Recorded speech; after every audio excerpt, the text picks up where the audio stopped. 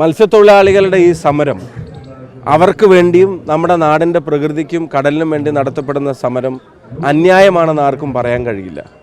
ഏറ്റവും വലിയ വിരോധാഭാസം സാമൂഹ്യ ആഘാത പഠനവും പ്രകൃതി ആഘാത പഠനവും കരാർ കിട്ടുന്ന കമ്പനി നടത്തട്ടെ എന്ന് പറഞ്ഞിട്ടൊരു ഓർഡർ പുറത്തിറങ്ങുന്നത് ഇതാദ്യമായിട്ട് കാണുന്നതാണ്. ഇത് അദാനിയുടെ ആവാസ വ്യവസ്ഥയുടെ സംരക്ഷണം മാത്രം ഏറ്റെടുത്തിട്ടുള്ള ഒരു ഗവൺമെൻറ്റിന് ഈ നാട്ടിലെ മത്സ്യത്തൊഴിലാളികളുടെയോ ആഴക്കടലിൻ്റെയോ മത്സ്യസമ്പത്തിൻ്റെയോ ആവാസ വ്യവസ്ഥയെ സംബന്ധിച്ച് ഒരു ധാരണയുമില്ല. അവരെ അതൊട്ടും കൺസേണും ചെയ്യുന്നില്ല എന്നുള്ളതാണ് ഇതിൽ നിന്ന് മനസ്സിലാക്കുന്നത്. ഇപ്പം രാഷ്ട്രീയത്തിന് അതീതമായി നാടിൻ്റെ നിലനിൽപ്പിന് വേണ്ടി നടക്കുന്ന സമരമാണ്, പോരാട്ടമാണ്. പ്രകൃതി ആഘാത പഠനം നടത്താതെ ഇതിൻ്റെ ആഘാതത്തെ സംബന്ധിച്ചും മത്സ്യത്തൊഴിലാളികളെയും മത്സ്യസമ്പത്തിനെയൊക്കെ എത്തരത്തിൽ ബാധിക്കുമെന്നുള്ളത് പഠിക്കാതെ അത് നിർമ്മാണം നടത്തുന്ന ഖനനം നടത്തുന്ന കമ്പനി പഠിക്കട്ടെ എന്ന് പറയുന്ന വിരോധാഭാസത്തിന് ആദ്യം ഒരു ഉത്തരം പറയണം. അത്തരത്തിലുള്ള നയങ്ങൾ അംഗീകരിക്കാൻ കഴിയില്ല. ന്യായമായ ഒരു ആവശ്യത്തിന് വേണ്ടിയുള്ള സമരമാണ്. ഈ ശബ്ദം പാർലമെന്റിനകത്തും പുറത്തും ഞങ്ങൾ മുഴക്കിയിരിക്കും.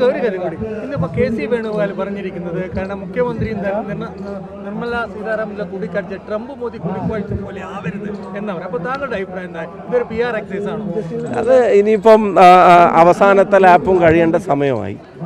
ആ സമയത്ത് അതിനകത്ത് ഒരു കാര്യം, ഇപ്പം രണ്ടുപേരും ആഗ്രഹിക്കുന്നത് കോൺഗ്രസ് തോൽക്കണം എന്നുള്ളതാണ്. പക്ഷെ കേരളത്തിലെ ജനങ്ങൾ ആഗ്രഹിക്കുന്ന UDF വരണം എന്നുള്ളതാണ്.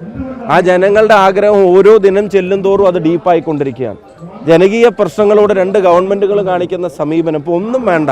കേരളത്തിലെ ആശാ വർക്കർമാർ, കേരളം പോലൊരു സംസ്ഥാനത്ത് ആശാ വർക്കർമാരുടെ സമരം ഒരു മാസമായി പരിഹരിക്കപ്പെടുന്നില്ല. അവർ മഴയും വെയിലുമേറ്റ് അവിടെ കിടക്കുന്നു എന്ന് പറയുമ്പോൾ അതിനകത്തൊരു അല്പം പോലും കുറ്റബോധമോ ഒരു മനസാക്ഷിക്കുത്തോ അനുഭവപ്പെടാത്തൊരു ഭരണകൂടത്തെ കേരളം ഇനി തിരഞ്ഞെടുക്കില്ല എന്നുള്ളത് ഉറപ്പാണ്.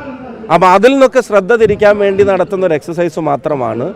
ആ വണ്ടിയൊക്കെ വിട്ടുപോയി ഇനി കേരളത്തിൽ ഒരു മാറ്റം ഉണ്ടാവണം. ഭരണമാറ്റം മാത്രമല്ല, കേരളം തന്നെ മാറണം. അതെങ്ങനെ മാറണം, മാറ്റണം എന്നതിനെ സംബന്ധിച്ച് കൃത്യമായ ധാരണ ജനങ്ങൾ UDF ജനങ്ങളുടെ മുമ്പിൽ അവതരിപ്പിക്കും. ആ ജനങ്ങളെ കൂടെ നിർത്തി തന്നെ അനിവാര്യമായ രാഷ്ട്രീയ മാറ്റവും അനിവാര്യമായ സാഹചര്യങ്ങളുടെ മാറ്റവും കേരളത്തിൽ നമ്മൾ ഉണ്ടാക്കും. അനൗദ്യോഗിക കൂടിക്കാഴ്ചയാണെന്നാണ് ഔദ്യോഗിക പത്രക്കുറിപ്പ്. അവരെന്നെ എക്സ്പ്ലെയിൻ ചെയ്തു.